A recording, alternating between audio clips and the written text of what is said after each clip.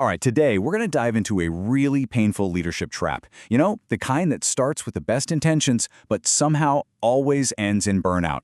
And it all kicks off with a pretty embarrassing confession.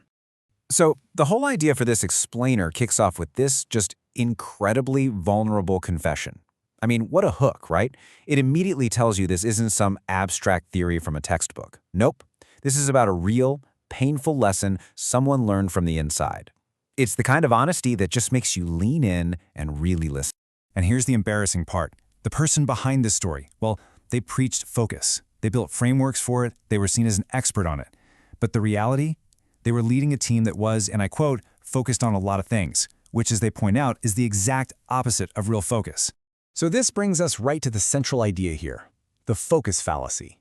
It's this deeply flawed but really common belief that you can somehow be focused on a dozen different things all at once. It's kind of this comforting lie we tell ourselves, right? But it's a trap, and it just quietly eats away at your effectiveness. But here's the thing, you don't just fall into this trap overnight. It's not one big, bad decision.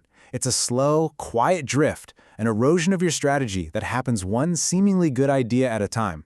It's the classic, just one more thing problem. And this is how it happens. This is the insidious process. It always starts with an exciting new opportunity, something you just can't pass up. So you tell yourself, okay, just this one time. It's an exception. Then, because you're smart, you wrap it in all this strategic language to make it sound like it was part of the grand plan all along. And with every single step, your real focus just silently slips further and further away. And wow, this just perfectly illustrates the disconnect that starts to grow. You know, the official story, the one you see in the big PowerPoint presentations, talks about 3 key priorities. But the operational reality? What the team is actually doing every day? They're juggling 12. The illusion of focus is there, but the reality on the ground is just chaos. Okay, so if everybody knows focus is so important, why is it so incredibly hard to do? This really gets to the heart of the matter. See, it's not an intellectual problem. It's an emotional one. There's a really uncomfortable truth behind why we all fall into this trap. We've all heard this famous quote from Michael Porter, right? It's like the cornerstone of strategy. But we so often miss the most important part of it. The real work is in choosing what not to do. And that part is painful. And here it is. This is the difficult truth.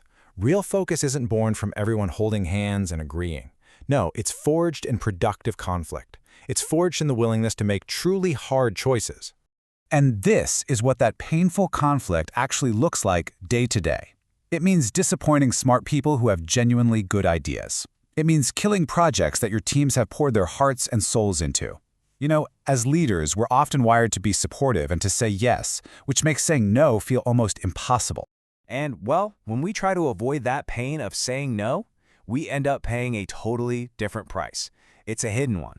The cost of this drift isn't obvious at first, but trust me, it compounds over time into mediocrity and burnout. This chart just visualizes the problem perfectly.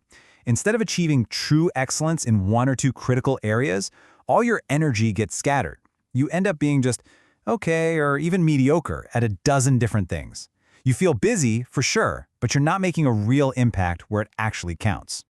So here's the tangible damage this does to the organization. Your best people are stretched way too thin. You see tons of activity everywhere, but there are no real breakthroughs. From the outside, it might even look like you're executing well, but inside, the foundation is cracking under the strain of all those priorities. And let's not forget the personal toll this takes on the leader. I mean, when everything is a priority, you have no filter. Every single decision feels equally important, and that leads to this endless stream of choices you have to make. That creates a deep, profound exhaustion, what we call decision fatigue. You want a powerful example of the alternative? Just look at what Steve Jobs did when he came back to Apple in 1997.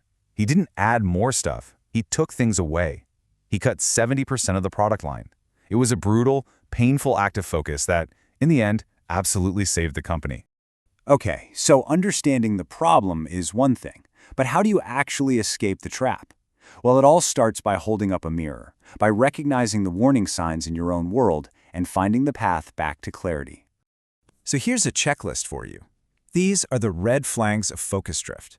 Do you hear strategic language just being repeated like a mantra without any real thought? Is tough data that contradicts the plan getting softened or even buried? Are big decisions being justified with catchy slogans instead of real analysis? These are the warning signs that the focus fallacy has taken hold. And hey, if any of this is starting to sound familiar, the most important thing to know is this. Just recognizing the pattern is the crucial first step.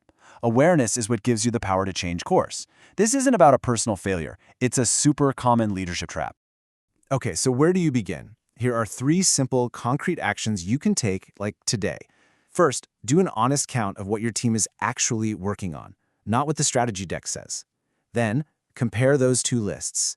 And finally, start asking your team the really hard questions about what needs to be stopped.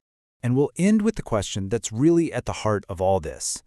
See, this isn't about killing bad ideas. That's the easy part. This is about having the courage to kill good ideas, to free up your best people and resources for the truly great ones. So when was the last time you made that choice? It's a pretty powerful question to think about.